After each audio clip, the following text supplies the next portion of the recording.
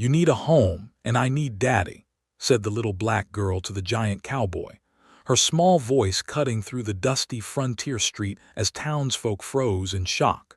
The orphaned child was nothing but a burden to most, destined to fade into obscurity in a world that saw no value in her existence.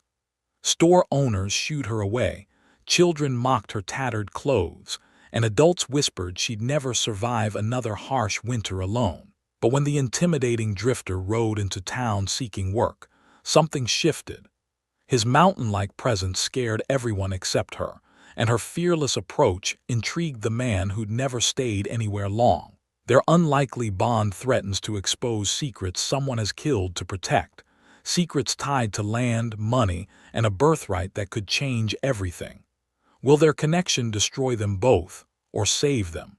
The dust kicked up around Ella Mee Parker's bare feet as she crouched behind Morrison's general store. Her small hands searched through the discarded apple crates for anything edible. The townspeople of Coyote Creek walked past without a glance. To them, she was invisible. At 8 years old, Ella had learned to make herself small. Her faded brown dress hung loose on her thin frame. The leather satchel she clutched never left her side, no matter how hungry or tired she became. Inside were papers she couldn't let anyone see. Mrs. Henderson emerged from the store and spotted her immediately. "Shoo! Get away from here, child." Ella scrambled to her feet and hurried toward the church at the end of the street. Behind her, she heard Mrs. Henderson muttering to her friend about that poor little thing and how she won't last another winter. The other children were worse than the adults. Tommy Wilson and his friends often threw dirt clods at her when the grown-ups weren't watching. They called her names and laughed when she ran. Today they cornered her near the water trough. "Look what we found," Tommy sneered. Ella clutched her satchel tighter and tried to step around them. Tommy grabbed for the worn leather bag, but she held firm. "What's in there? Probably just trash like you." A rock sailed past her ear. Another hit her shoulder. The children laughed and prepared to throw more when the ground began to vibrate beneath their feet. A massive figure on horseback approached from the western trail. The man was enormous, easily the tallest person any of them had ever seen. His broad shoulders blocked out the sun. A weathered hat shadowed his face, but his presence filled the entire street. Tommy and his friends scattered like tumbleweeds in the wind. Bo Winston guided his horse toward the hitching post outside the saloon. Every step drew stares from doorways and windows. Conversations stopped mid-sentence. Even the dog seemed to sense something different about this stranger. He dismounted slowly, his boots hitting the ground with authority. The townspeople kept their distance, whispering behind cupped hands about the giant who had wandered into their quiet community. Clarissa Northwood watched from her boarding house window, her sharp eyes taking in every detail. She prided herself on knowing everyone's business in Coyote Creek. This man was an unknown variable, and she didn't like surprises. Bo walked toward Morrison's store, his spurs jingling softly. The crowd parted before him like he carried some invisible force. No one dared meet his eyes directly. Ella observed from beside the church steps. Unlike everyone else, she felt no fear. Something about the giant man reminded her of safety, though she couldn't explain why. Inside Morrison's, the shopkeeper's hands shook as he tallied Bo's supplies. Word spread quickly through the small town about the intimidating stranger buying provisions for an extended stay. Clarissa made her way down the street, her black dress rustling with each purposeful step. As the town's moral authority, she felt obligated to investigate any newcomer. Her boarding house gave her power over who stayed and who left Coyote Creek. "I run the finest establishment in town," she announced to Bo outside the store. Bo nodded politely but said nothing. His silence made her uncomfortable. "We value respectability here, quiet, God-fearing folk." Again, Bo offered only a nod. Clarissa's jaw tightened. Men usually fell over themselves to gain her approval. Reverend Blackwell emerged from the church, having heard about the new arrival. The thin, nervous man approached with measured steps. "Welcome to Coyote Creek. I'm Reverend Blackwell, Bo Winston, looking for ranch work." The Reverend glanced toward Clarissa, then back at Bo. "Work's scarce around here. Most ranches have their hands already." Bo's expression remained unchanged. He'd heard similar words in dozens of towns. His size made people uncomfortable, and discomfort rarely led to job offers. As the men talked, Ella crept closer. She'd been listening to adult conversations all her life, learning valuable information from fragments of overheard discussions. "The Riverside Ranch has been abandoned for years," the Reverend continued. "Old Parker Place, nothing but ruins now." Clarissa's face hardened at the mention of the Parker name. She quickly changed the subject. "Mr. Winston, I'm sure you understand our community has standards. We can't have just anyone disrupting our peaceful way of life." Bo studied her face carefully. In his experience, people who talked loudest about standards usually had the most to hide. The conversation was interrupted when Ella stepped forward. The adults turned in surprise, having forgotten she was nearby. Bo looked down at the small girl who barely reached his belt buckle. Her dark eyes held an intelligence that seemed far beyond her years. More importantly, she looked at him without fear. The townspeople held their breath. No one approached the giant stranger so boldly, especially not the orphan child they all pitied. Ella tilted her head up to meet his gaze. Her voice carried clearly across the suddenly silent street. "You need a home and I need Daddy," Clarissa gasped. Reverend Blackwell's eyes widened. The watching crowd murmured in shock at the child's audacious words, but Bo saw something in Ella's expression that the others missed. Desperation, yes, but also calculation. This wasn't the random plea of a lonely child. This was a proposal, and something deep in Bo's chest, something that had been empty for far too long, recognized the truth in her words. The morning sun cast long shadows across the abandoned Riverside Ranch as Bo and Ella walked through the broken gate. 3 days had passed since their shocking street encounter, and the town still buzzed with disapproving whispers. Clarissa had tried everything to prevent this arrangement. She'd cornered Reverend Blackwell twice, insisting that allowing a child to live with a stranger was improper. But Ella had been persuasive in her own quiet way, and the Reverend finally agreed to a trial period. The ranch building stood like broken teeth against the horizon. Weeds choked the corrals. The barn roof had caved in on one side. Years of neglect had turned what was once a prosperous operation into a monument to decay. Ella walked directly to the main house, her leather satchel bouncing against her hip. She produced a rusty key from inside her dress and unlocked the front door. Bo raised an eyebrow. The child had more secrets than seemed possible for someone so young. Inside, dust covered everything like a gray shroud. Furniture sat exactly where it had been left years ago. Family photographs lined the mantelpiece, showing a well-dressed black couple and their young daughter. "My parents," Ella said simply. She moved through the house with familiarity, opening shutters to let in light. In the back room that had served as an office, she climbed onto a chair and reached behind a loose board in the wall. Her small fingers pulled out a bundle of papers wrapped in oilcloth. Bo watched as she carefully unwrapped the documents. His reading skills were limited, but he recognized official seals and legal language when he saw them. "Land deed," Ella said, spreading the first document on the dusty desk. "Signed by the territorial government. 2,000 acres. Bo leaned closer. The property boundaries described in the deed encompassed not just this ranch, but valuable grazing land that stretched to the river. "Bill of sale for cattle," she continued, producing another paper.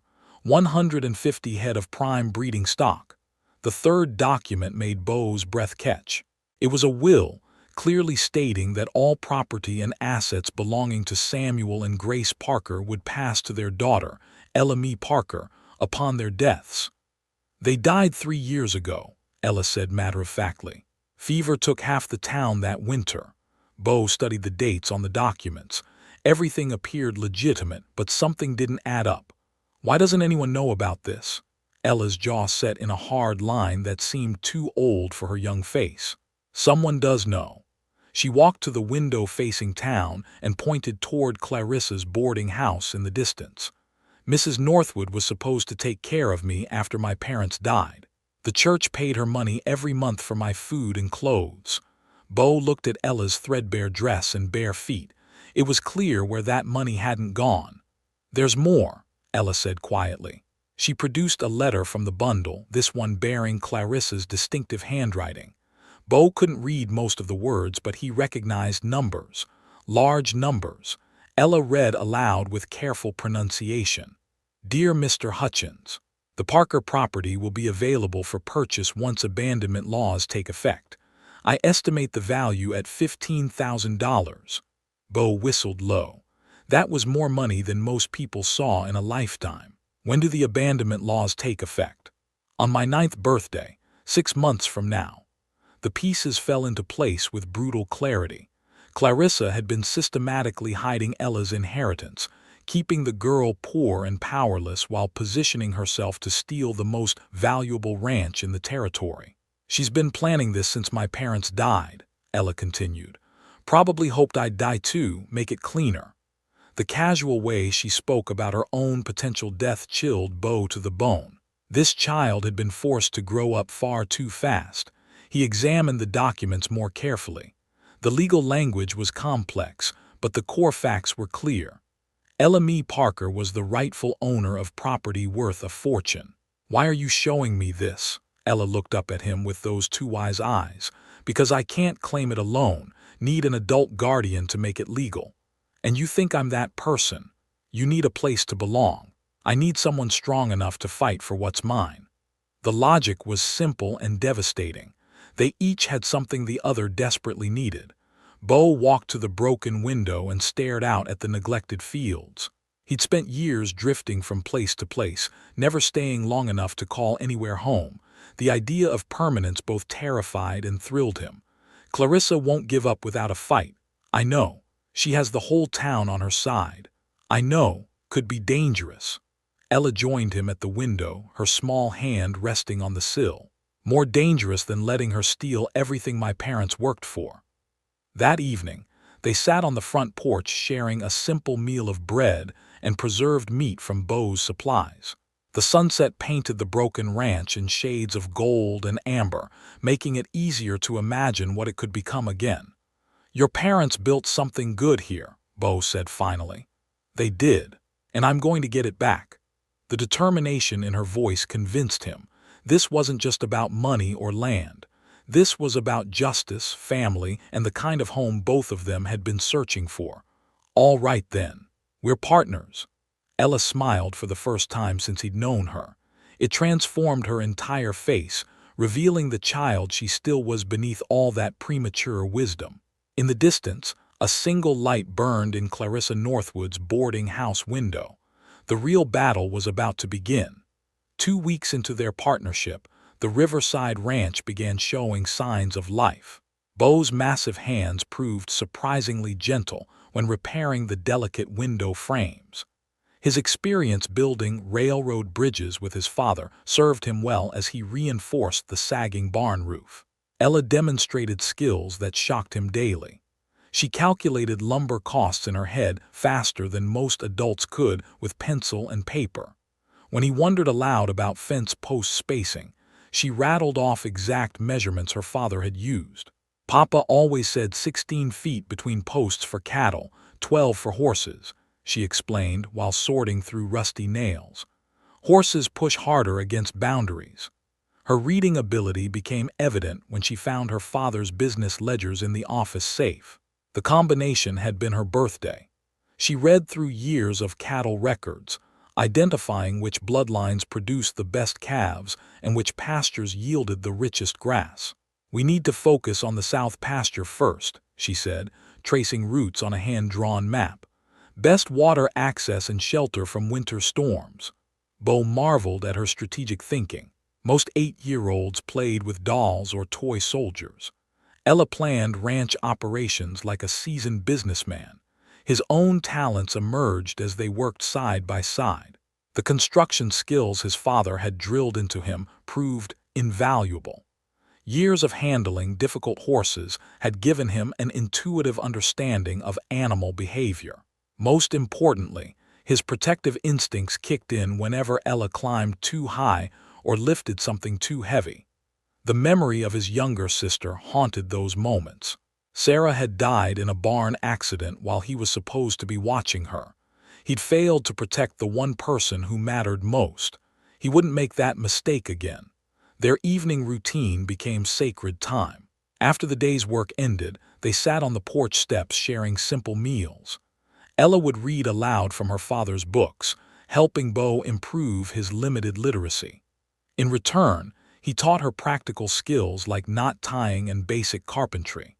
"Your papa was a smart man," Bo said one evening, listening to her read from a cattle breeding manual. "Mama was smart too. She handled all the money decisions." The pride in her voice was unmistakable. These weren't just parents she'd lost. They were her heroes and role models. Town reaction to their partnership ranged from skeptical to hostile. When they rode into Coyote Creek for supplies, conversation stopped mid-sentence. Store clerks served them with obvious reluctance. Children pointed and whispered behind their parents' skirts. Clarissa's campaign against them intensified daily. She cornered anyone who would listen, spreading doubt about Bo's intentions and Ella's mental capacity. "That poor child doesn't understand what she's gotten herself into," Clarissa told Mrs. Henderson outside the post office. "A man like that, taking advantage of her innocence." "What do you think he's really after?" Mrs. Henderson asked. "Money, of course. Probably heard rumors about the old Parker place having value." The irony wasn't lost on anyone paying attention. Clarissa accused Bo of the exact crime she was committing herself. Miguel Santos appeared at the ranch on a Tuesday morning, his weathered face creased with worry. The Mexican ranch hand had worked for Ella's parents before their deaths. He'd been trying to find steady work ever since. "I knew your papa well, little one," he said to Ella in accented English. "Good man, fair man." Ella studied him carefully before responding. Trust didn't come easily after 3 years of betrayal and neglect. "Papa always said you were the best horse trainer in the territory." Miguel's eyes brightened at the memory.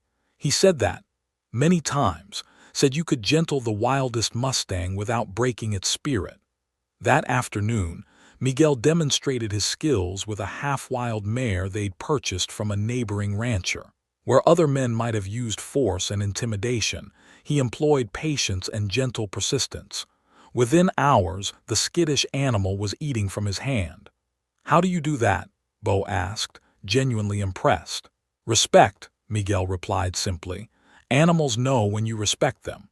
The three of them made an unlikely team. Bo provided strength and construction expertise. Ella contributed business intelligence and legal ownership.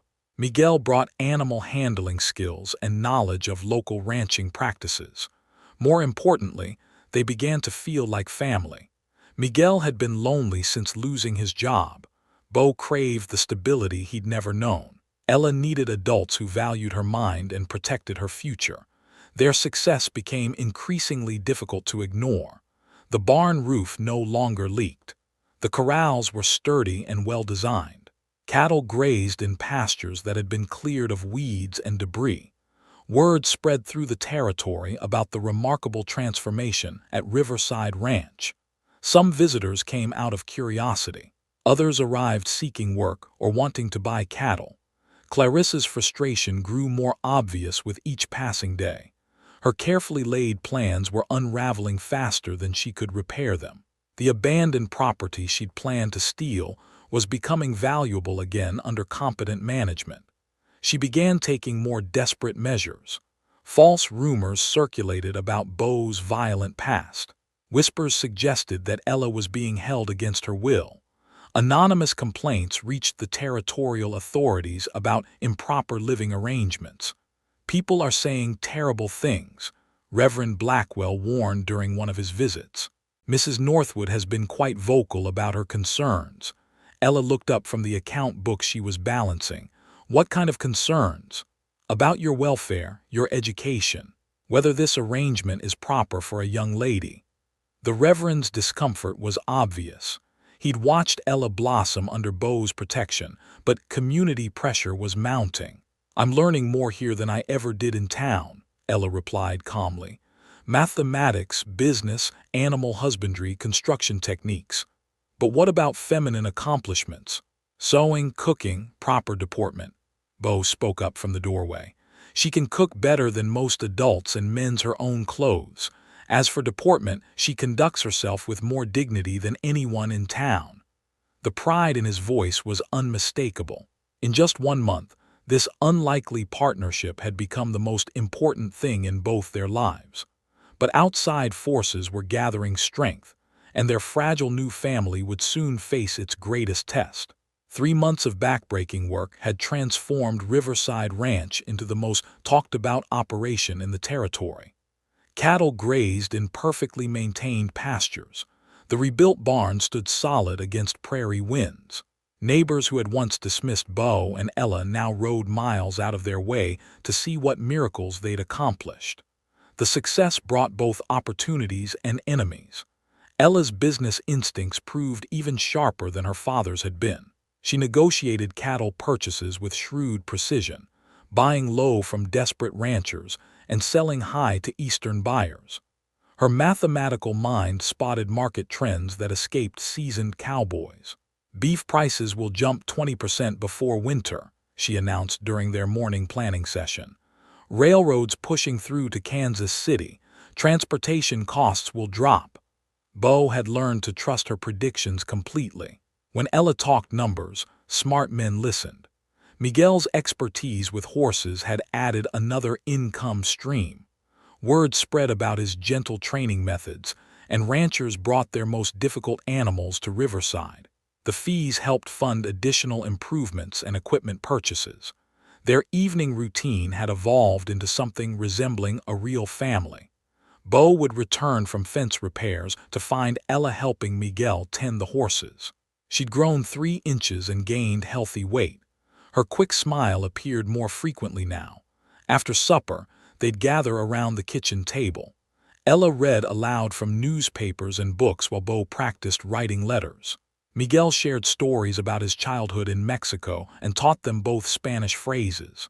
"Familia," Miguel would say, gesturing to include all 3 of them. Family. But their growing prosperity made Clarissa Northwood increasingly desperate. She cornered Dr. Matthews outside his clinic on a busy Saturday morning. The elderly physician had delivered Ella and treated her parents before their deaths. "That child needs proper medical evaluation," Clarissa insisted. "Living in such conditions with such people, it's affecting her mental development." Dr. Matthews frowned. He'd seen Ella in town recently and noted her improved health and confident demeanor. "She appears to be thriving, Mrs. Northwood." Appearances can be deceiving. A child of her background making such claims about property ownership, clearly delusional thinking brought on by trauma and malnutrition. The doctor's expression hardened. He'd known Samuel and Grace Parker personally. Their daughter had inherited both parents' intelligence and strong will. "What exactly are you suggesting?" "A formal competency hearing. For her own protection, of course." That same week, Clarissa made a clandestine trip to the county seat. She met with Judge Harrison in his private chambers, presenting carefully prepared arguments about an incompetent minor being exploited by unscrupulous adults. "The child believes she owns valuable property," Clarissa explained with manufactured concern. "She's been filling her head with fantasies about inheritances and land rights." Judge Harrison accepted the bottle of expensive whiskey Clarissa offered and listened to her proposal. A small donation to his re-election campaign accompanied the request for a formal hearing. Meanwhile, Clarissa's forgery skills were put to their ultimate test.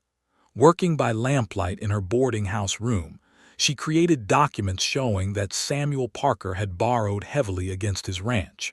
The debt papers bore her name as creditor and included terms that would have made the entire property forfeit upon his death. The false papers looked authentic enough to fool casual inspection. Clarissa had been practicing Samuel's signature for months, studying genuine documents to perfect the deception. Her final weapon was character assassination. She systematically approached every influential person in Coyote Creek, planting seeds of doubt about Bo's motives and methods. "Have you noticed how that child follows him around?" she asked Mrs. Henderson during their weekly quilting circle. "Like she's been trained to obey. It's not natural." "What are you implying?" "I'm not implying anything. Just observing that a man of his size and temperament could easily intimidate a small child into saying whatever he wanted." The whisper campaign grew more vicious with each retelling. By the time stories reached the far end of town, Bo had been transformed from protective guardian into manipulative predator. Reverend Blackwell found himself caught in the middle of the growing controversy. His conscience told him that Ella had never been happier or healthier. But prominent church members were pressuring him to take action against what they called an improper arrangement. "The child needs a proper Christian home," Clarissa declared during a church board meeting, "with people of good moral character who can guide her spiritual development." "She attends services regularly," the Reverend pointed out weakly, "under duress. Can't you see how that man controls her every move?" The Reverend had actually observed the opposite. Ella made her own decisions with confidence and spoke her mind freely. But Clarissa's influence over the church board was considerable. Unknown to the conspirators plotting against them, Reverend Blackwell had begun conducting his own investigation. Something about Clarissa's story had never sat right with him. Why would a prosperous rancher like Samuel Parker need to borrow money from a boarding house keeper? Late one evening, he visited the church records room and pulled out the burial registry from 3 years earlier. Samuel and Grace Parker's deaths were recorded along with dozens of others who'd succumbed to the fever epidemic. But another entry caught his attention. A notation about funeral expenses being paid by the Parker estate, handled through Clarissa Northwood as temporary guardian. The amount seemed excessive for simple burial costs. Further investigation revealed bank records showing regular payments to Clarissa for Ella's care. The amounts were substantial, enough to provide comfortable living conditions for any child. Yet Ella had been clothed in rags and fed scraps when Bo found her. The Reverend's suspicions deepened when he discovered correspondence between Clarissa and a Kansas City land speculator. The letters discussed purchasing abandoned ranch property at below-market prices. One phrase kept appearing in the exchanges: "The Parker situation will resolve itself soon." As autumn approached, battle lines were clearly drawn. Clarissa had marshaled the forces of law, society, and conventional morality against the unlikely family at Riverside Ranch. She possessed forged documents, bought judges, and community support, but she'd underestimated the power of truth and the determination of people fighting for their rightful place in the world. The confrontation that would decide all their fates was rapidly approaching. The territorial judge arrived in Coyote Creek on a cold October morning, his black carriage kicking up dust clouds that seemed to darken the entire town. Judge Harrison had traveled from the county seat specifically to resolve what local officials called the Parker property dispute. Word spread quickly through the streets. By noon, the church hall was packed with curious townspeople eager to witness the legal showdown that would determine Ella's fate. Clarissa entered the makeshift courtroom with supreme confidence. Her dark dress was perfectly pressed, her gray hair arranged in a severe bun that emphasized her stern expression. She carried a leather portfolio containing what she claimed was irrefutable evidence of her rightful claim to Riverside Ranch. Bo sat beside Ella at the defendant's table, his massive frame making the wooden chair creak with every movement. His clean shirt and carefully combed hair couldn't disguise the fact that he looked out of place in formal proceedings. Ella appeared tiny next to him, but her posture radiated determination. She wore her best dress, a blue cotton garment that Bo had purchased for her in the county seat.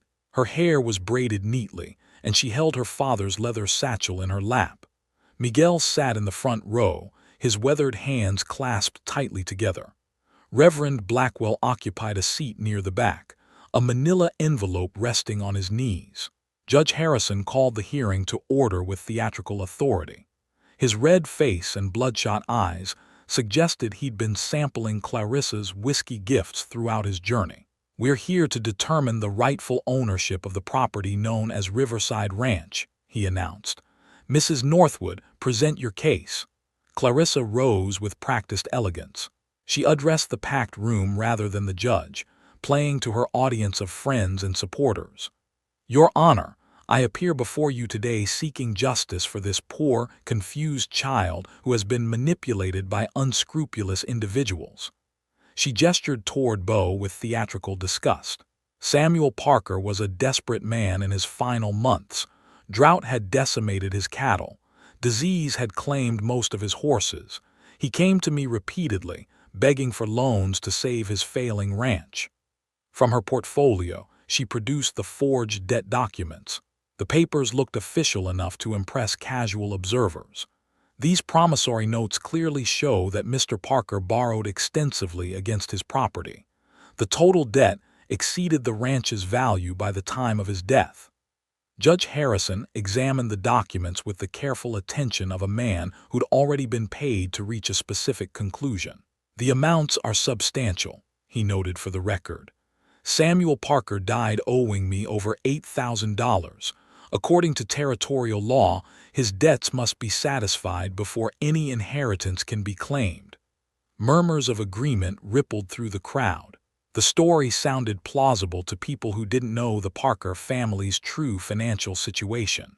"Furthermore," Clarissa continued, "this child has been living in deplorable conditions under the influence of a drifter with no permanent address or respectable employment. She requires proper guardianship from established members of our community." Mrs. Henderson and several other prominent women nodded approvingly. They'd been convinced that Ella needed rescue from her current circumstances.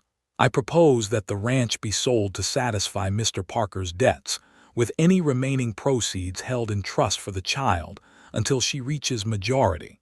Naturally, I'm prepared to provide proper Christian guardianship during her formative years."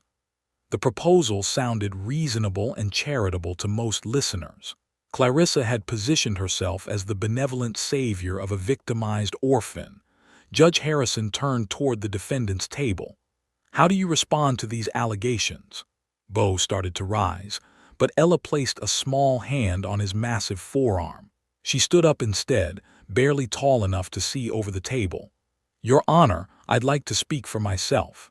The crowd stirred with surprise. Children weren't typically allowed to address legal proceedings directly. "Mrs. Northwood's documents are forgeries," Ella stated clearly. "My father never borrowed money from anyone. He paid cash for everything and kept detailed records of every transaction." She opened her leather satchel and produced the genuine ranch ledgers. "These books show our family's financial history going back 10 years. We owned our land free and clear. We had money in the bank. We never needed loans from boarding house keepers." Judge Harrison frowned as Ella spread the authentic documents across the table. The meticulous record-keeping told a story completely different from Clarissa's claims. "My father taught me to read these records when I was 6 years old. I can show you exactly where Mrs. Northwood's story falls apart." With devastating precision, Ella walked through the financial evidence. She pointed out discrepancies in the forged debt papers. She recited specific cattle sales and purchase dates from memory. She demonstrated knowledge of ranch operations that impressed even the skeptical judge. "This child has been coached," Clarissa interrupted desperately. "She's repeating lies that man taught her to say." But Ella continued methodically destroying each false claim. Her intimate knowledge of ranch business couldn't have been manufactured or memorized. She was recounting genuine experiences and real family history. The crowd's mood began shifting as they realized they were witnessing something extraordinary. This wasn't a confused child being manipulated by adults. This was an intelligent young woman fighting for her rightful inheritance. Judge Harrison looked increasingly uncomfortable. The case wasn't proceeding according to Clarissa's promised script. "Mrs. Northwood," he said finally, These debt documents appear to have some irregularities. Before Clarissa could respond, Reverend Blackwell stood up from his seat in the back row. "Your Honor, I have additional evidence that this court needs to hear." The Reverend walked forward carrying his manila envelope. His nervous demeanor had been replaced by quiet determination. "I've been investigating Mrs. Northwood's financial dealings for the past month. What I discovered will shock this community." Clarissa's face went white as Reverend Blackwell opened his envelope and pulled out bank records, correspondence, and church documentation. The battle for truth was about to reach its climactic moment. Reverend Blackwell's hands trembled as he spread the damning evidence across the judge's bench. Bank records showed regular payments to Clarissa for Ella's care, totaling over $2,000 in 3 years. Yet the child had lived in rags and near starvation. Mrs. Northwood received substantial monthly payments from the church fund established for Ella's welfare, the Reverend announced to the stunned courtroom. She claimed these amounts barely covered basic necessities. He held up a photograph of Ella from 6 months earlier, showing her malnourished condition and threadbare clothing. "This is how Miss Parker appeared while under Mrs. Northwood's supposed care." The contrast with Ella's current healthy appearance was stark. Murmurs of outrage rippled through the crowd as people began understanding the scope of Clarissa's deception. "Furthermore," Reverend Blackwell continued, "I found correspondence between Mrs. Northwood and Kansas City land speculators discussing the purchase of abandoned ranch property." He read from one of Clarissa's letters. "The Parker situation will resolve itself by the child's 9th birthday. I expect to control approximately 2,000 acres of prime grazing land." Judge Harrison's face flushed deeper red as he realized his bribery arrangement was collapsing publicly. The evidence was too overwhelming to ignore without destroying his own reputation. Clarissa rose desperately from her chair. "These documents are taken out of context. I was merely exploring options for the child's benefit." But Reverend Blackwell wasn't finished. He produced a final piece of evidence that shattered her remaining credibility. "I also discovered that Mrs. Northwood has been systematically defrauding other vulnerable families in this territory." He spread out additional bank records and forged documents. The widow Morrison, the elderly Hendricks brothers, the immigrant Kowalski family, all lost property through suspicious debt arrangements with Mrs. Northwood serving as creditor. The revelation sent shockwaves through the courtroom. Families who thought they'd lost homes through bad luck realized they'd been victims of calculated theft. "She's been operating this scheme for years, targeting people who couldn't fight back through the legal system." Judge Harrison found himself trapped between his corrupt bargain with Clarissa and the undeniable evidence of her crimes. The packed courtroom was witnessing everything, making it impossible to deliver the predetermined verdict. "Mrs. Northwood," he said reluctantly, "how do you explain these discrepancies?" Clarissa's composure finally cracked under the weight of exposed lies. Her voice rose to a desperate shriek. "That child doesn't deserve to own prime ranch land. She's not qualified to manage such valuable property. There are natural orders to society that must be maintained." Her mask of charitable concern had completely fallen away, revealing the bigotry and greed that truly motivated her actions. Ella stood up again, her young voice cutting through the chaos with remarkable calm. "Your Honor, I don't want revenge against Mrs. Northwood. I just want what belongs to me and justice for the other families she cheated." The dignity in her response silenced the entire courtroom. Here was a child showing more grace in victory than the adults had demonstrated throughout the entire proceeding. Judge Harrison had no choice but to follow the evidence where it led. "Based on the documentation presented, I rule that Ella Parker is the rightful owner of Riverside Ranch and all associated property." He turned toward Bo with obvious reluctance. "Mr. Winston, the court recognizes your guardianship arrangement with Miss Parker, pending formal adoption proceedings." The courtroom erupted in mixed reactions. Supporters cheered while Clarissa's allies sat in stunned silence. "Furthermore," the judge continued, Mrs. Northwood will face criminal charges for fraud, embezzlement, and theft. Her assets will be seized to provide restitution for her victims. Clarissa was led away by the territorial marshal. Her empire of deception finally collapsed. The woman who had controlled Coyote Creek through fear and manipulation was revealed as nothing more than a common criminal.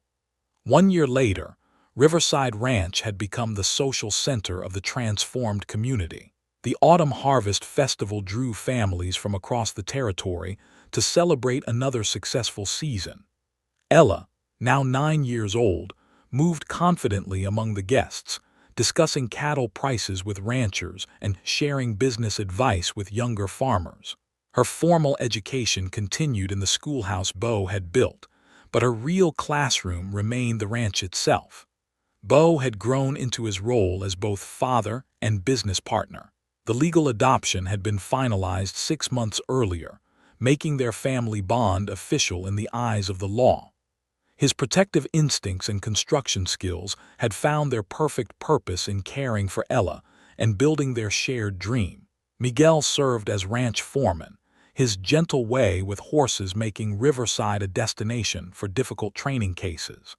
The three of them had created something stronger than blood relations. They'd built a family based on mutual respect, shared goals, and genuine love. The evening found them in their familiar positions on the front porch. Ella balanced account books while Bo whittled toys for the neighbor children. The setting sun painted their thriving ranch in golden light. "You found your home, and I found my daddy," Ella said contentedly, echoing her bold declaration from that first day. Bo smiled and ruffled her hair affectionately. "No, little darling, we found each other." The camera pulled back to reveal their ranch bustling with evening activity. Workers headed home to their families. Cattle grazed peacefully in well-maintained pastures. A community had grown around their unlikely partnership, proving that family comes in many forms and justice ultimately prevails when good people stand together. Their story had become legend throughout the territory. The little girl who dared to approach a giant stranger. The drifter who found his calling protecting someone smaller than himself. The community that learned to value character over appearances. Most importantly, it was a story about home. Not just the physical place where you live, but the people who make you feel like you belong. Sometimes family isn't born. Sometimes it's chosen, built through shared struggles and mutual devotion. And that is all to the story for now. Please let me know where you are tuning in from. Perhaps we will create a story there. Consider liking this video and subscribing to our channel. And if you enjoy our content, click this video on your screen. I promise you it's worth watching. See you tomorrow.